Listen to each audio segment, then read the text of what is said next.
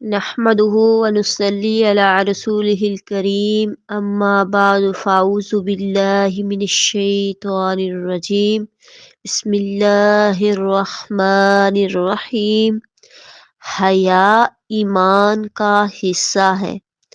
عن ابن عمر رضی اللہ تعالی عنہ، عبداللہ بن عمر رضی اللہ تعالی عنہ سے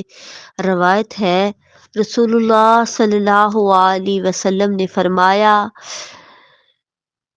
الحیاء من الایمان، کہ حیا ایمان کا حصہ ہے یا ایمان کی شاخوں میں سے ہے۔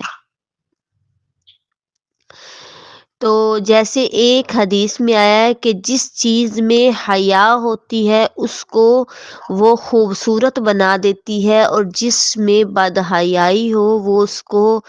بھدا کر دیتی ہے، بدصورت بنا دیتی ہے، اس کو عیب دار بنا دیتی ہے۔ تو آپ خود سمجھ لیں کہ آپ صلی اللہ علیہ وسلم نے فرمایا حیا ایمان کی شاخوں میں سے ایک شاخ ہے۔ ساتھ ہم دوسری حدیث پڑھتے ہیں تو انشاءاللہ پھر آپ کو جو ہے اس کی ٹرانسلیشن آپ کی تشریح صحیح سمجھ آئے گی۔ عن ابن مسعود، عبداللہ بن مسعود سے روایت ہے، رسول اللہ صلی اللہ علیہ وسلم نے فرمایا، ان مما ادرک الناس من کلام النبوۃ الاولی، کہ تحقیق میں نے اس کلام میں سے جو لوگوں نے نبوت میں سے سب سے پہلی بات پائی وہ کیا تھی، اذا لم تستطیع، اگر تم میں حیا نہیں ہے تو فاصنع ما شئت، پھر جو مرضی چاہے تم کرو۔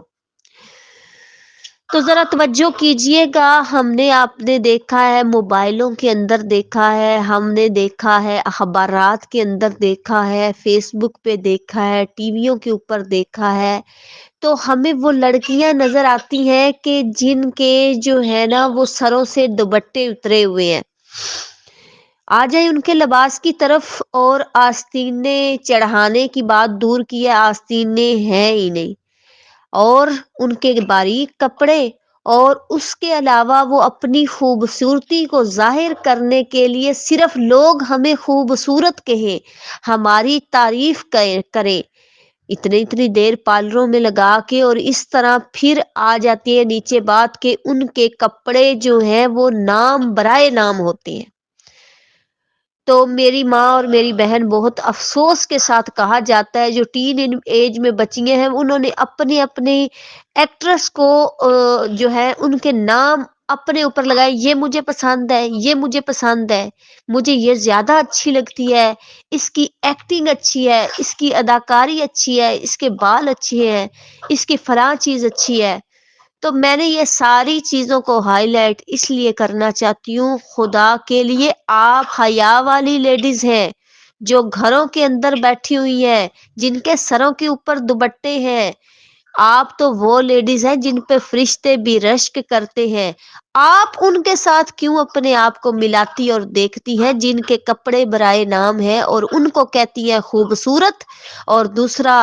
افسوس کے ساتھ کہنا پڑتا ہے ان کے پاس تو حیا جو ہے وہ دور نکل گئی ہے، اتنی دور نکل گئی ہے کہ انہیں اس چیز کا بھی تقاضا نہیں کہ ہم ننگی ہیں،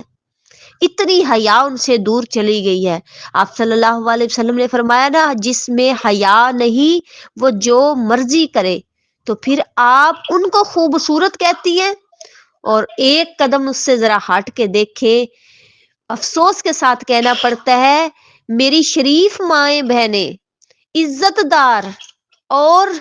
اچھے کام کرنے والی اپنا قیمتی وقت ان گندی لیڈیز کو دینا پسند کرتی ہیں، تھوڑی دیر کے لیے ٹی وی لگا کے اپنا دل بہلا لیا۔ کیا آپ کی عزت اتنی ہی رہ گئی ہے کہ آپ اس گندی عورت کے لیے اپنے وقت کو ضائع کر رہی ہیں؟ کیا آپ کی نظر دنیا میں آپ اتنی حقیر رہ گئی ہیں کہ جو کام آپ اچھا کر سکتی تھی اس وقت میں آپ اچھا کام کر سکتی تھی، آپ ٹی وی لگا کے ان لیڈیز کو دیکھ رہی ہیں جو اللہ اور اس کے رسول کی نافرمانی کر رہی ہیں؟ اس کا مطلب ہے پھر تو آپ کو نافرمانی بڑی اچھی لگ رہی ہے نا،